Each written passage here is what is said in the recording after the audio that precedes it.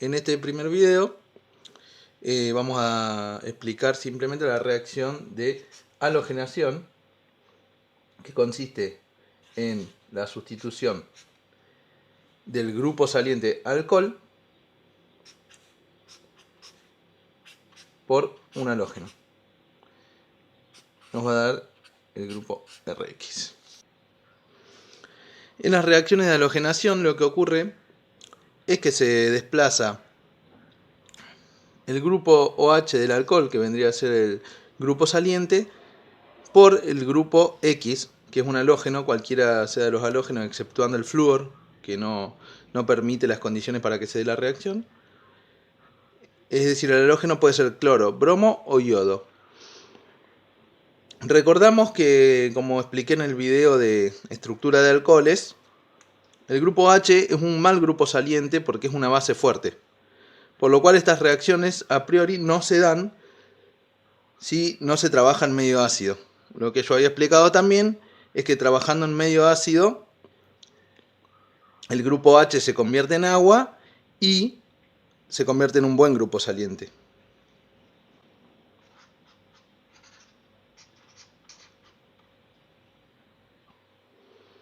Cuando trabajamos en medio ácido, en lugar de utilizar el halógeno como una sal, lo utilizamos como un ácido. Esta reacción sí se da porque tenemos un grupo saliente agua que es un buen grupo saliente. Entonces, en primer lugar, la reacción, si no se produce en medio ácido, no se da, porque no contamos con la presencia de un buen grupo saliente. Pero si utilizamos el ácido del halógeno, ácido clorhídrico, ácido bromhídrico o ácido iodídrico, esta reacción sí se da. En segunda instancia, vamos a hablar del mecanismo de la reacción. Esta reacción se da por el mecanismo de sustitución nucleofílica. Puede ser tanto SN1 como SN2. Las reacciones, si el sustrato es un alcohol terciario, se van a dar por el mecanismo SN1. Lo mismo que si es un alcohol secundario. Recuerden que en las reacciones SN1 interviene la formación de un carbocatión. Por lo cual, en los alcoholes primarios no se pueden formar carbocationes, que esto ya lo habíamos visto, y los alcoholes primarios se dan por el mecanismo SN2. Recordemos que los carbocationes terciarios están estabilizados por el efecto hiperconjugativo y son lo suficientemente estables como para que la reacción se produzca a temperatura ambiente. Entonces, la ecuación de la reacción vendría a ser como está ahí explicada. Lo único que tenemos que hacer es reemplazar el OH por el halógeno. Acá tenemos un ejemplo con bromo, con ácido bromhídrico. Y lo importante es que esta reacción ocurre solamente con bromo y con yodo. Como el cloruro no es tan buen nucleófilo como el yoduro o el bromuro, en el caso de querer clorar el alcohol, se debe utilizar catalizador. Esto ya lo vamos a ver más adelante. Pasemos ahora al caso de los alcoholes secundarios. En el caso de los alcoholes secundarios, lo que limita la velocidad de reacción es la formación del carbocatión. Y como sabemos que los carbocationes secundarios no son tan estables como los terciarios, la reacción se debe efectuar a una temperatura elevada para aumentar la velocidad. Para explicitar que esta reacción se efectúa a una mayor temperatura, utilizamos el símbolo delta, que es un triangulito ahí arriba de la flecha de reacción.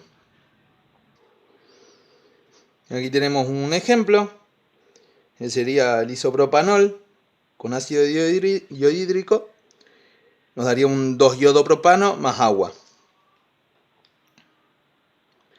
En el caso de los alcoholes secundarios, recordemos que debemos verificar si existe la posibilidad de reordenamiento. Para esto necesitaríamos un carbono beta que sea un carbono terciario, que formaría un carbocatión más estable que el secundario. Para que recordemos un poco cómo era cuando se producía reordenamiento de carbocatión, acá les doy un ejemplo de un alcohol que es secundario, pero tiene un carbono beta terciario.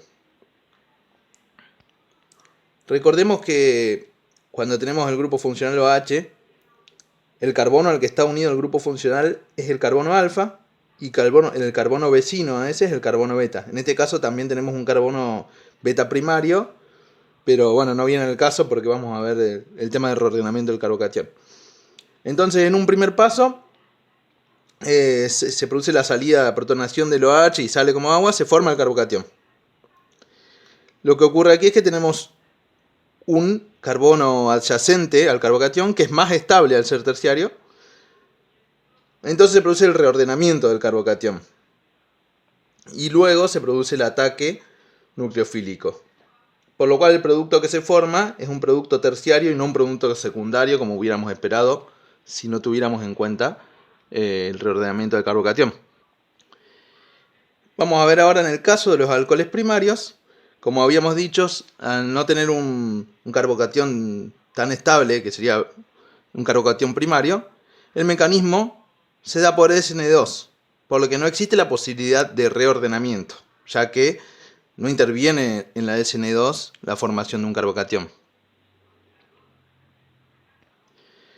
Y por último, les recuerdo que en todos los casos, tanto si el alcohol es primario, secundario o terciario, si utilizamos ácido clorhídrico, es decir, si el nucleófilo es el cloruro, debemos acelerar la reacción con un catalizador, como les mencioné anteriormente.